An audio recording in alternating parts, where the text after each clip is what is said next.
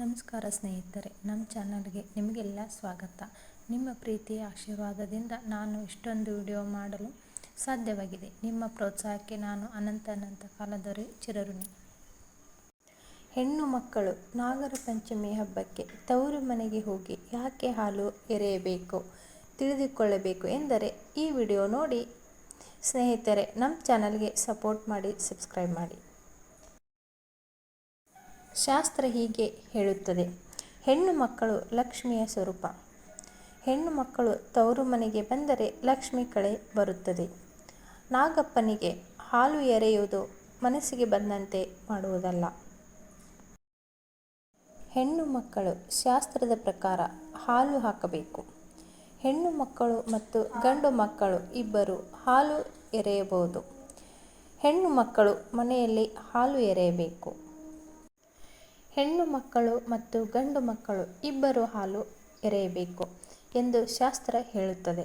ಹೆಣ್ಣು ಮಕ್ಕಳಿಗೆ ತವರು ಮನೆಯವರು ಸೀರೆ, ಬಳೆ, ಅರಿಶಿಣ, ಕುಂಕುಮ, ಹೂ ಇವುಗಳು ಕೊಡಬೇಕು.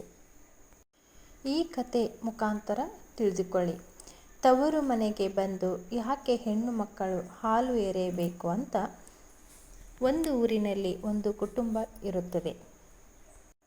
ಆ ಕುಟುಂಬದಲ್ಲಿ ಅಣ್ಣ ತಂಗಿ ಇಬ್ಬರು ಬಹಳ ಪ್ರೀತಿ ವಿಶ್ವಾಸದಿಂದ ಇರುತ್ತಾರೆ. ಇವರು ಒಬ್ಬರಿಗೆ ಬಿಟ್ಟು ಒಬ್ಬರು ಇರುತ್ತಿರಲಿಲ್ಲ. ಅಣ್ಣ ಆದವನು ಒಂದು ದಿನ ಹೊಲಕ್ಕೆ ಹೋಗುತ್ತಾನೆ. ಅವನು ಗದ್ದೆಯಲ್ಲಿ ಕೆಲಸ ಮಾಡುವಾಗ